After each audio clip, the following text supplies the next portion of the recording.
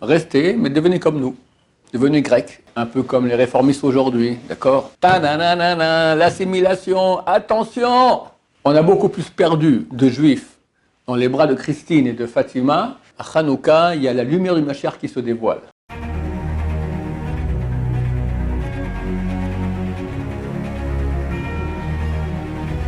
Ce show dédié pour l'élévation de l'âme de Diane Batsara. Donc ce soir, messieurs Hanouka, on va en parler un tout petit peu, bien que j'ai déjà suffisamment de cours sur le site sur le sujet.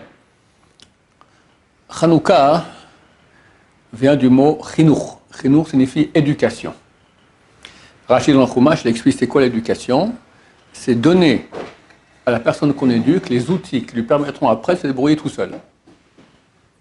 Donc en fait, qu'est-ce qui s'est passé à Hanouka? Une force occupante grecque est venue et a empêché le peuple juif d'étudier la Torah, de pratiquer la Mila, le Shabbat, etc. Ce n'était pas un désir de destruction physique, bien pire, une tentative de destruction spirituelle du peuple. Restez, mais devenez comme nous, devenez grecs. Il y avait à l'époque même les juifs qui étaient hellénisants, un peu comme les réformistes aujourd'hui, d'accord? Les fils du Kohen Gadol, 13 ils étaient, sont partis en guerre contre l'armée la plus puissante du monde, grecque à l'époque. Aucune chance, tu n'avais pas une chance sur 1000 de gagner. Mais Dieu, quand il voit qu'on agit pour lui, les Shem Shamaim, de façon désintéressée, et avec Messirut Nefesh, abandon de soi, il aide, il fait des miracles. Et ces 13 Kohanim ont gagné la guerre. Phénoménal. Puis, il y a eu le miracle au temple, où ils sont venus, ils ont vu que toutes les huiles étaient impures. Ah, ils ont trouvé, déjà fait un premier miracle, ils ont découvert une fiole avec de l'huile qui était pure, et il y avait suffisamment pour un jour, ça a allumé pendant 8 jours. Une question très célèbre du Beth Yosef, pourquoi est-ce qu'on allume 8 jours par rapport aux 8 jours du miracle? Il y avait 7 jours de miracle. Un jour, c'est normal que c'était allumé, il y avait suffisamment pour un jour. Il y a environ 100 réponses qui ont été données à cette question-là. Je vous laisse réfléchir et vous pourrez répondre par vous-même, Bezrat Hashem. L'année d'après, dit le Talmud, ils ont institué de faire Hanouka. Pourquoi l'année d'après? Parce qu'ils ont vu que c'est pas par hasard comme ça. La même lumière spirituelle énorme qui est descendue lors de cette guerre et lors de ce miracle de la fiole, il est revenu l'année d'après. Chaque année, en fait, il y a cette lumière fantastique qui vient. Qui est quoi? On a reçu là-bas, en éducation, les outils qui permettaient au peuple juif de survivre pendant l'exil. Parce que ce n'est pas que les Grecs, après les Grecs, il y a eu les Romains, et les Byzantins, et les Perses, et les Parthes, et les Mameluks, comme on dit le soir de Pessah, chaque génération vient pour nous anéantir. Pas forcément un anéantissement corporel, physique, il y a eu ça aussi, mais plus souvent, on va dire, spirituel. Par exemple, la Russie, d'accord? Hier, on a parlé un peu de la Russie. Je crois qu'il n'y a aucun pays qui a fait autant de mal au peuple juif. La Russie et l'Ukraine, ça va bien aujourd'hui, ils sont en train de se taper dessus.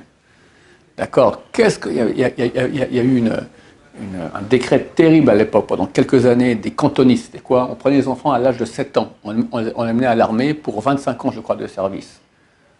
Ils quittaient l'armée, ils avaient 35 ans, 40 ans, plus rien de leur Torah, plus rien de peuple juif, plus rien du tout. Des petits enfants de 7 ans, mais tu lui fais quitter sa mère, tout ça pour dans un seul but. Faire quitter aux juifs leur Torah. Toujours quand on vient à Hanouka, dans la paracha, on lit l'histoire de Yosef. Et dans la Gemara, qui parle, il y a 4 ou 5 pages, traité Shabbat, page 21, et après, on parle là-bas de Hanouka, c'est là-bas les lois de Hanouka dans le traité Shabbat. Tout à coup, au milieu de la route, c'est flanqué l'histoire de Yosef, que Yosef a été jeté dans le trou. Le trou est vide, il n'y a pas d'eau, on dit il n'y a pas d'eau, mais il y a des serpents et des scorpions. Où est le rapport avec la choucroute? Qu'est-ce que tu me parles de Hanouka, tu me racontes Yosef? Il n'y a aucun rapport. Le seul rapport, c'est que la même personne qui a dit la halakha auparavant à propos des bougies de Hanouka, il a donné aussi cette histoire-là. Mais c'est clair qu'il y a quelque chose de plus profond. La réponse est simple. Yosef, d'ailleurs, c'est intéressant, au début de notre paracha qu'on a lu hier, c'est marqué que Yosef était Ben Zkunim de Yaakov. Ben Zkunim, ça veut dire l'enfant de sa vieillesse. Donc il aimait beaucoup. Rashi dit, Ziv, il dit, Ben Hakim, la traduction en araméen, le Onkelos, elle dit Ben Hakim. un enfant sage, intelligent. Et Rachid dit sur place que toute la Torah que Yaakov a appris chez Shem et Ever, avant de partir chez Lavan, Yaakov est parti 14 ans dans la yeshiva de Shem et Ever, il a étudié jour et nuit. Après, il est parti à Haran, il est revenu, il a dormi à l'endroit du temple, et là, il a dormi. On dit, là, il a dormi, mais pendant les 14 ans, il n'a pas dormi. Quoi, il ne dormait pas, il dormait assis sur la table, on dormait comme ça, et hop, il étudiait. Dormir couché, il n'a pas connu ça pendant 14 ans. Il a appris donc la yeshiva de Shem et Ever. Et en fait, il a enseigné à Yosef toute la Torah qu'il a appris chez Shem et Ever. Mais pourquoi cette Torah? Il y a aussi la Torah d'Abraham et Yitzhak, ses parents, c'est pas rien du tout, Abraham et Yitzhak. Ils avaient aussi beaucoup de Torah. Un commentateur dit que c'est deux Torahs différentes. La Torah d'Abraham, c'était comment aller vers l'extérieur, convaincre les gens de faire tchouva, revenir. Abraham il a fait 40 000 balais de tchouva, d'accord? Et la Torah de Shem et Ever, c'est tout à fait autre chose. Shem, il a vécu c'était le fils de Noé, il a vécu pendant le Maboul, pendant le déluge. Son petit-fils, Ever, il a vécu à l'époque de la tour de Babel. En fait, leur Torah, c'était quoi? C'était pas comme Abraham d'aller à l'extérieur pour convaincre les gens, c'était comment se préserver de l'influence négative de l'extérieur. L'époque du déluge, c'était terrible. La tour de Babel aussi, d'accord? Donc eux, ils ont développé une Torah de survivance dans une situation difficile. Yaakov sait qu'il doit aller maintenant 20 ans chez Lavan, l'homme le plus roublard de toute l'histoire. Et Yaakov, il est droit comme une règle. Super, un peu plus honnête et droit. Comment il va faire avec Lavan? Avant cela, il fait une préparation au combat, 14 ans dans la yeshiva de Shem et Ever, apprendre comment à résister dans les conditions de vie difficiles. C'est cette Torah qu'il a enseignée à Yosef. Et pourquoi pas celle d'Abraham aussi, et de Yitzhak? Alors ça semble aussi un peu enseigner cela, mais l'essentiel qu'il a enseigné, c'est pour qu'il appelait Ben Skunim, le fils de sa vieillesse, parce qu'il a enseigné cette Torah. Pourquoi? Parce qu'il savait que Yosef, il allait partir en Égypte, il devait résister. C'est Yosef qui correspond à Hanouka, c'est-à-dire comment le peuple juif, dans l'obscurité totale de la nuit, on a une petite bougie toute minuscule. Comment on va résister par rapport à ce mal énorme? Alors, le premier Rashi de la paracha cette semaine, il ressemble d'ailleurs à ce que dit la Gemara dans le loi de Hanouka. Il dit que ce père Hami, ce charbonnier, était dans sa tente, et tout coup il a vu des chameaux énormes rentrer dans sa tente avec des ballots de lin énormes. Il dit, comment on va faire pour résister à tout cela? Quelqu'un d'intelligent lui a dit, une petite étincelle qui sort de ton soufflet, il fait du feu le charbonnier, d'accord, ton soufflet, il brûle tout cela. De même, Yaakov, quand il a vu, dans la fin de la paracha d'avant, la liste de tous les aloufets Édom, tous les généraux, les chefs de Édom, descendants d'Esav, il dit, comment je pourrais résister à l'exil par rapport à des puissances de mal aussi grandes? Quelqu'un lui a dit, une petite étincelle qui sort de toi, elle brûle tout cela. C'est quoi l'étincelle? C'est Yosef.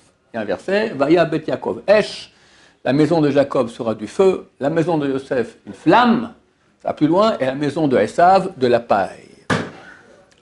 La flamme, c'est l'Ava, c'est le nom de notre organisme, d'accord? Pour diffuser de la Torah et brûler le mensonge Bezrat Hashem. Et l'autre chose, c'est Yeshuot Yosef Bezrat Hashem, la rédemption de Yosef aussi. Donc en fait, il y a un rapport entre Yosef et Hanouka, c'est pour cela qu'on voit ce texte de Yosef dans les lois de Hanouka, c'est pour ça que quand on arrive à Hanouka, on lit dans la Torah l'histoire de Yosef, et Yosef, c'est celui qui nous a donné, parce que tout ce que nos ancêtres ont fait comme travail, ils l'ont donné à nous en héritage spirituel, nous a donné la faculté de résister en exil face aux influences négatives. Et quelle était la preuve la plus grande de Yosef? Les bonnes femmes, l'assimilation, attention! Il n'y a pas de pire ennemi du peuple juif que l'assimilation. On a beaucoup plus perdu de juifs dans les bras de Christine et de Fatima qu'avec tous les ennemis, et toutes les Shohot, et tous les Staline, et tout ce qu'on a pu avoir de Chmielnicki, etc. Ils ont tué beaucoup moins de juifs que l'assimilation. Donc, Hanouka, cette fête qui montre qu'on est un peuple éternel. On allume 8 jours. 7, c'est tout ce qui est cyclique, naturel. 8, au-dessus de la nature. On allume pendant 8 jours ces petites bougies. On est au début de la nuit, parce que Hanouka à l'époque, c'était au début de la nuit. Maintenant, on arrive très bientôt, on voit déjà au loin le soleil qui commence à se lever, c'est l'aube. Très bientôt vient Mashiach, et ça sera fini. Baruch Hashem, on a tenu, on est là. Le peuple d'Israël est là, entre juifs. Il y a encore l'âge de l'assimilation. Maintenant, il n'y avait que l'assimilation. Aujourd'hui, il y a beaucoup qui reviennent. Baruch Hashem, ils font tchouva, ils reviennent. Très bientôt, on espère avoir Mashiach avec nous. D'ailleurs, il est écrit qu'à Hanouka, il y a la lumière du Mashiach qui se dévoile. Comment, j'ignore, mais j'espère que cette année, on va avoir des choses très très bien, merci Hashem. Baruch Adonai, l'olam, amen va amen.